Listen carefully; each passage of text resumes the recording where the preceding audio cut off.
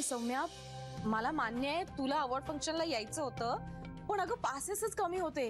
म्हणजे आम्ही सुद्धा खूप मुश्किलीने गेलो. काय पेपर मधला फोटो बघूनच तुझ्या आई बाबांना आवडलाय का श्री? अरे बापरे. नाही नाही, देणार आहे ना, पार्टी देणार तुला अवॉर्डची, डोंट वरी. पण ना जरा थांब, घाई करू नकोस.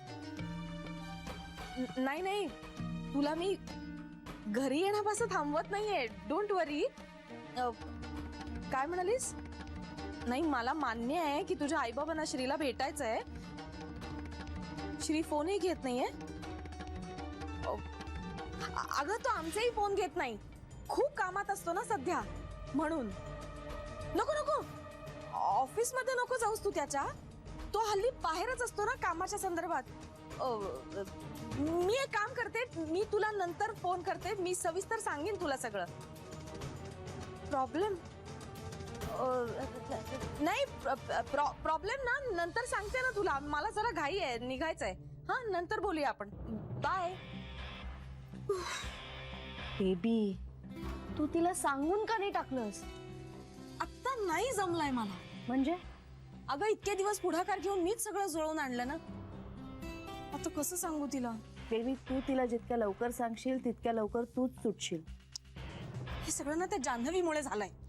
आता हे सगळं बोलून काय उपयोग आहे? श्रीच्या तोंडाला तिच्या भावाने काळं फासलं तरी लाज वाटली नाही तिला.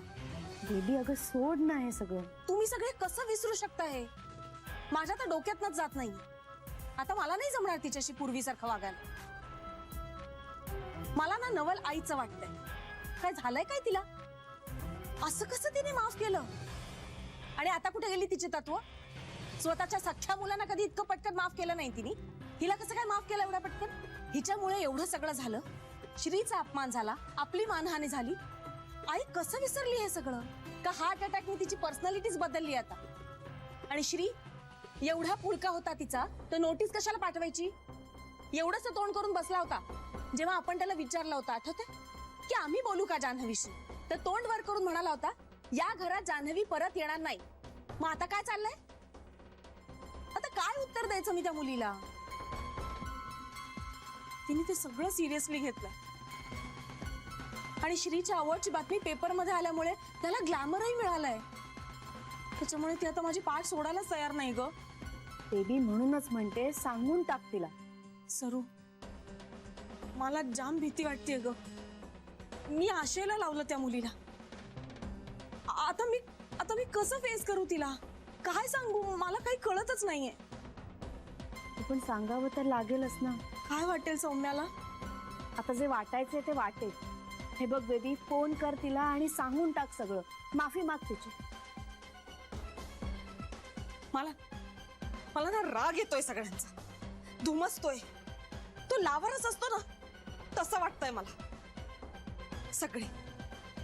सगळे कुणीही यातनं सुटणार नाहीये. आईचा तर मला जास्तच राग आला. आईची तब्येत बरी नाही ना, म्हणून मला काही बोलता येत नाही तिच्याशी. कधीतरी हा लावारस नक्की फुटे. मला खूप भीती वाटते त्याची. आणि या लावारसाचा जेव्हा उद्रेक होईल ना, तेव्हा माझं मलाच माहित नाही काय होईल. आणि आईने जान्हवीसाठी जे स्वयंपाकाचं नाटक सुरू केलंय ना, तरी तर मला खूपच राग आलाय तिचा. आता तिच्याशी बोलण्याशिवाय काही पर्यायच उरलेला नाहीये माझ्याकडे.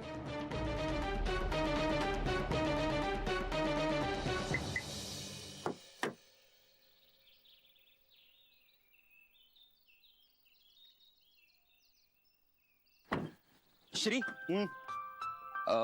सही हवी होती. वरच नाही का घ्यायचीस मग मनीष? अरे सॉरी, राहिला.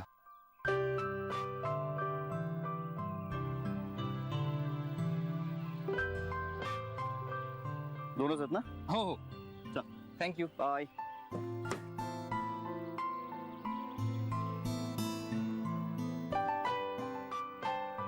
I okay? मी पीएचडी करणार आहे. कशात? आई आणि सुनेच्या कचाट्यात सापडलेला बिचारा मुलगा या विषयावर पीएचडी करणार आहे मी. अरे हो खरंच. अरे आता माझं लग्न झालंय ना, तर आईला असं वाटतं की आपला मुलगा गेला, आपला मुलगा बायकोच्या आहारी गेला. आणि हेच मी बायकोला समजवायला, गीताला समजवायला गेलो तर गीताचं काय म्हणणं आहे, आईचीच बाजू घ्यायची होती तर माझ्याशी लग्न का केलं माझ्याशी लग्न. ह्या सगळ्यामध्ये माझं काय होतंय ते सँडविच होतंय माझं. पण मला ना कधीच कळलेलं नाही की या बायकांचा नेमका मुद्दा काय असतो. नाही मुद्दे काहीच नसतात, गुरबुरी असतात. नाही, पण काहीतरी विषय तर पाहिजे ना. पोझिशन असतं ना, पोझिशन आणि इगो. मला का नाही विचारलं, मला सांगता नाही येत. आई ना, तुला माझी काही किंमतच नाही राहिली. कसं समजवायचं ह्या लोकांना, काय सांगायचं. नाही मला तुझं पटतंय.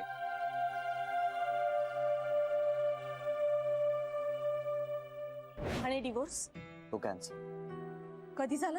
बरेच दिवस झाले. आणि हे मी विचारल्यावर सांगतोयस का तू? माझ्या लक्षात नाही. एवढी मोठी गोष्ट? I am sorry. सॉरी म्हटलं की झालं का सगळं? बेबी ते खरंच, पण माझ्या लक्षात नाही राहिलं. मी आता काय करू सांग. माझं ऐकशील असं वाटत नाहीये मला आता. बदललाय. तुझं बरं आहे श्री, तुझं बरं आहे. तुझ्या सगळ्या आया एकदम समंजस आहेत आणि बायको सुद्धा. हो समंजस आहे. पण तू हे सगळं मॅनेज कसं करतो? मॅनेज मॅनेज करतच नाही.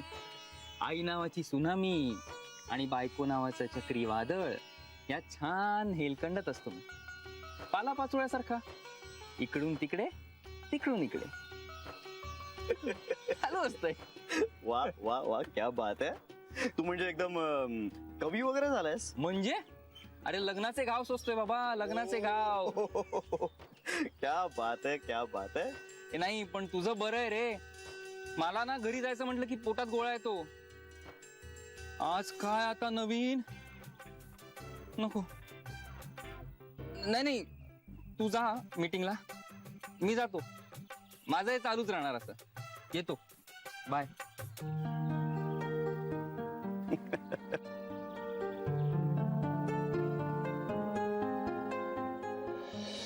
आता अगदी कमाल झाली आहे तुमच्या हटवादीपणा पुढे. काय जीव द्यायचा काय हो माणसाने? हा, एवढं कसलं तुमचं हे वागणं आणि काही कळत कसं नाही तुम्हाला? आणि काय आदर्श ठेवता येईल का पुढे? उद्या त्याचं लग्न झाल्यानंतर बायकोशी तोही असाच वागला, मग देवा ब्राह्मणांच्या साक्षीने गळ्यात हे काळे मणी घातलेत ना, निदान त्याची तरी चाट ठेवा तुम्ही. तू तरी ठेवलीस का चाड त्या काळ्या मण्यांची? चाड नाही ठेवली तर काय? तुटपुंजा संसार म्हणून कोणाबरोबर पळून नाही गेले हात धरून? मी काही पळून नाही चाललोय, सांगून सवरून निघून जातोय घरातून. हो, आणि मी ही संसार तुटपुंजा आहे म्हणून निघून गेले तर? वेळीच गेली असतीस तर बरं झालं असतं. बा, हेच ऐकायचं बाकी राहिलं होतं. आता माझ्या आयुष्याचं ना नुसतं सार्थक झालं. आता आणखीन काय काय ऐकायचं राहिलेलं आहे?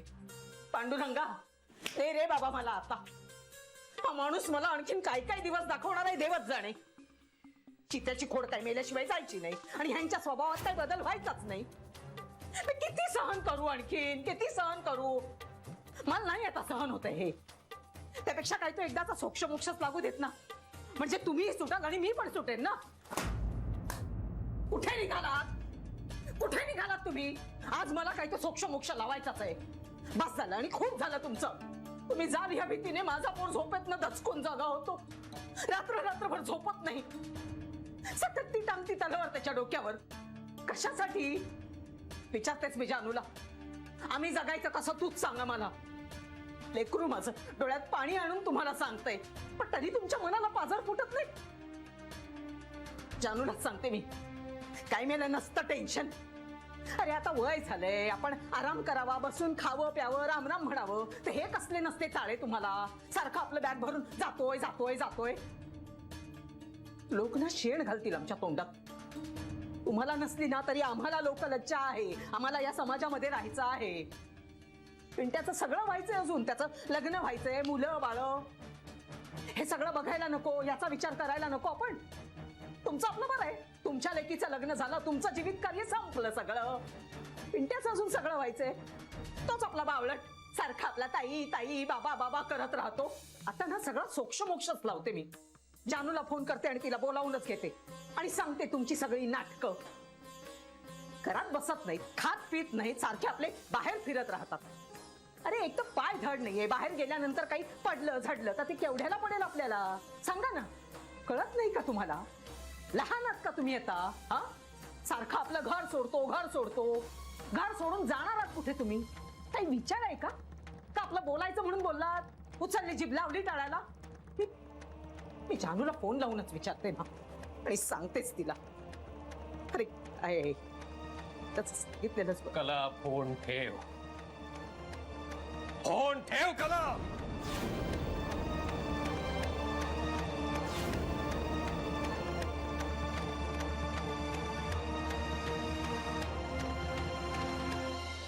आई मी हात जोडून विनंती करते तुला, आत्ता एवढ्या मोठ्या आजारात उठलीयस, कशाला दगदग करतेस परत? दगदग नाही होतय मला. काय दगदग होत नाहीये? आता आजारी पडलीस ना. अगं शरीर आहे बेबी, बिघडायचंच कधीतरी. तेच म्हणते मी. आई तुझं वय झालंय, हळूहळू शक्ती कमी होत जाते. म्हणूनच ऍक्टिव्ह राहिलं पाहिजे. तिच्यासाठी करतेस ना एवढं, आमच्यासाठी केलंस का कधी? तू कशी वाढलीस असं वाटतंय तुला? लहानपणाचं नाही म्हणते मी. तुझ्या जन्मापासून सगळं करत आलंय तुझ्यासाठी. ते तू प्रत्येकाच्या जन्माच्या वेळेला केलंस. श्रीच्या वेळी वहिनी प्रेग्नेंट होती तेव्हा तर साधा चहा सुद्धा तुझ्या हातचा द्यायचीस तू. हो ना, म्हणजे सकाळचा चहा, नाश्ता, जेवण, रात्रीचं जेवण, मधल्या वेळचं खाणं, फळं, अगदी झोपताना केशर घातलेलं दूध सुद्धा. खूप लाड केले आईने माझे. म्हणजे अगदी बातमी कळल्यापासून श्री 2 वर्षाचा होईपर्यंत सगळं केलं आईने माझं. ते ठीक आहे, श्री होता ना तुझ्या पोटात, पण हिचं काय एवढं कौतुक चाललंय? आई मला हे अजिबात आवडत नाहीये तू तिच्यासाठी एवढं केलेलं. बेबी तुझा प्रॉब्लेम काय माहितीये तुला? काय? तू सत्याच्या जवळ जातेस पण सत्य पाहत नाहीस. म्हणजे काय? सगळ्याच गोष्टी उलगडून सांगायच्या नसतात बेबी. आई देवशी जेव्हा माझं भांडण झालं होतं ना तेव्हा सुद्धा तू असंच काहीतरी अनाकलनीय बोलत होतीस. मी साधच बोलत होते.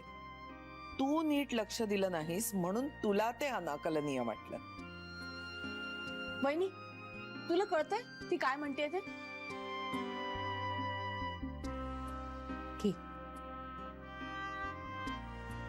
बेबी मला एवढंच सांगायचंय. आई प्लीज मला लेक्चर नको देऊस. राहील तरीही सांगते, शब्द हे शस्त्र असतं, ते जपूनच वापरावं लागतं. पण लोकांनी नीट वागावं. तुझ्या दृष्टीने नीट म्हणजे जगाच्या दृष्टीने नीट नव्हे. सोडलं होतं ना त्याने जान्हवीला, मग परत का आणली तिला? आई ती किती आतल्या गाठीची आहे ना याची कल्पना आहे तुला. आणि श्रीचा धडसोडपणा दिसत नाहीये का तुला? बेबी हे बघ आई, तुझी तब्येत बरी नाहीये ना म्हणून मला तुझ्याशी नीट सविस्तर बोलता येत नाहीये. मला खूप राग येतोय आणि मला नाही आवडत तू तिच्यासाठी स्वयंपाक करतेस. ती कोण आहे आणि तू का तिच्या बरोबर? मला यावर काहीही बोलायचं नाहीये बेबी. आई मी तुझी मुलगी आहे. ते तुझ्या वागण्यातून सिद्ध कर. हे बघ आई, तू श्रीसाठी हवं ते कर पण तिच्यासाठी काही करायची गरज नाहीये. झालं तुझं बोलून. आई प्लीज. मला आता जरा आराम करायचाय. आई मी तुला शेवटचं सांगते, मला तुझ्या वागण्याचा त्रास होतोय. मलाही. आता मी काय केलंय? तू मला डिसअपॉइंट केलेस बेबी. आई तुझा दृष्टिकोन बदललाय. जान्हवी तुला मॅनिप्युलेट करतेय आणि तुझ्यासारख्या हुशार बाईला हे कळू नये. अगं ती आपलं घर तोडायला बघतीये. कांताला हाताशी धरून तिने आमच्या दोघात भांडण लावलं. आता तुझ्यात आणि माझ्यातही तिला भांडण लावून द्यायचंय. तुला कळतंय का? आणि अचानक तुला इतका पुळका काय येतोय तिचा? बेबी मी आराम करू जरा.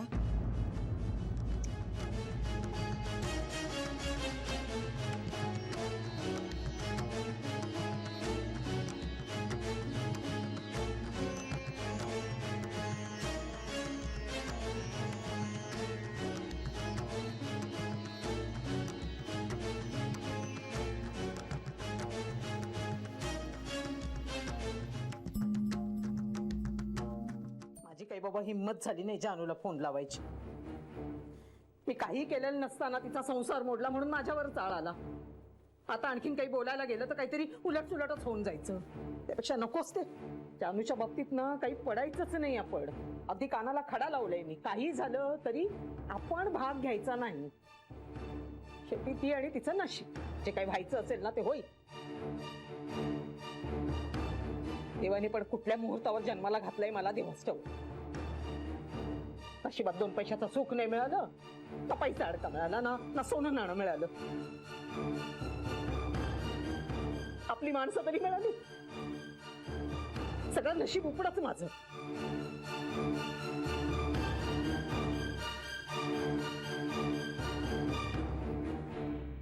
पिंट्या, ए पिंट्या, ए बाळा, अरे असं लहान मुलासारखं नाही रडायचं बाळा.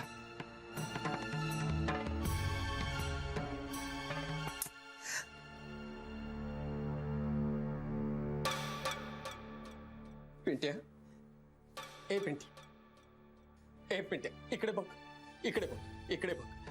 अरे मी काही तुला कायमचा सोडून चाललो नाहीये. पण जायची गरजच आहे का? ए बघ, तुला वाटेल ना तेव्हा तू मला भेटायला येऊ शकतोस. हा? आणि ताईकडे काही कार्यक्रम ठरला ना तर मी येणार आहे परत. हा?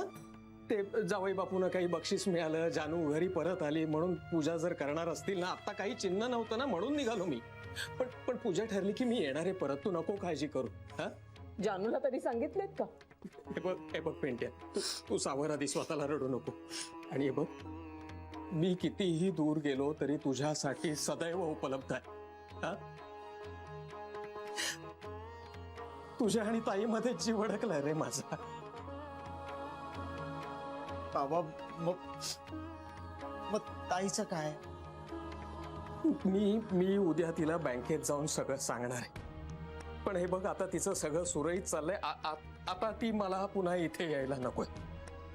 आणि मी तिच्या सासरी जाऊन पुन्हा ते सगळं सांगायचं म्हणजे ते नको. मी उद्या जाऊन तिला बँकेत सांगतो आणि मग परवा निघतो. हे बघ बाळा, माझ्याकडे मोबाईल आहे. मी तुला आश्रमाचा नंबर सुद्धा दिलाय. तुला वाटेल तेव्हा फोन कर. हा? माझ्या एका ओळखीच्या माणसामुळे पटकन झालं रे का. बरं झालं एका अर्थाने. चला आता आवरायचं.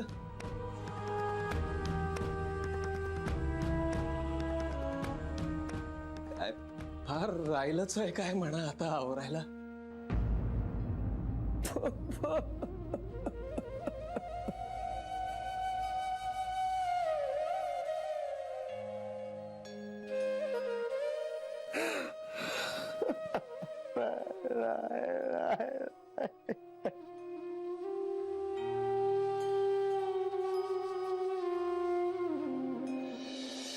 जानवी, मला असं वाटतं की तू काही दिवस तुझ्या बाबांना इथे बोलावून घ्यावंस. ते नाही येणार. अगं पण मी सांगतो ना त्यांना. नको, ऑकवर्ड वाटेल त्यांना. मलाही वाटतं जानवी, तू त्यांना काही दिवस आपल्याकडे ठेवून घे. आणि एकदा सगळं निवलं ना की मग नंतर त्यांना सगळं निवेल असंच वाटत नाहीये मला आता. म्हणजे आता बाबा आईला माफ नाही करणार. माझ्या प्रेग्नन्सी मध्ये आई जे काही वागली आहे ना माझ्याशी, त्यानंतर तर या जन्मात क्षमा करणार नाहीत बाबा तिला.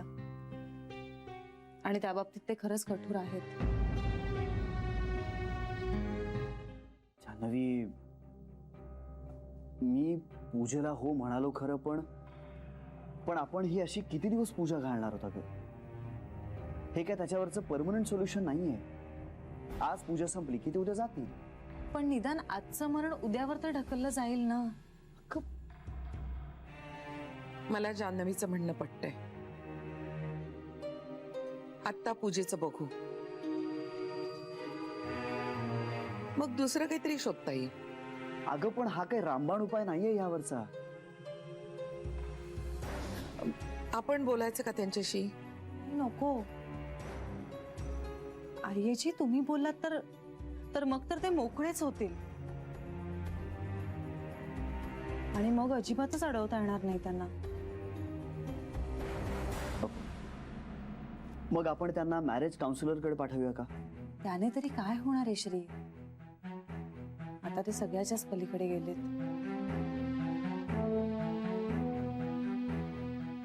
बरं, मग त्यांना जर वेगळं राहायचं असेल तर मग आपण निदान काहीतरी मदत तर करूया. नाही, नको. अगं, हवं तर एखादा फ्लॅट देऊ. एकतर बाबांना ते पटणार नाही. बाबा जावयाच्या घरात कधीच राहणार नाहीत. दुसरी गोष्ट, जर असं झालं ना तर त्यांना वेगळं केलं म्हणून आई आपल्याला ब्लेम करत राहील. आणि तिसरी, मला ते वेगळं व्हायलाच नकोय. एवढं सगळं झालं तरी तुला तसं वाटतंय? हो आईजी, कारण संसार तुटण्याचं दुःख काय असतं याचा अनुभव घेतलाय मी. आणि ते दुःख कुणाच्याच वाट्याला नको यायला असं वाटतं मला.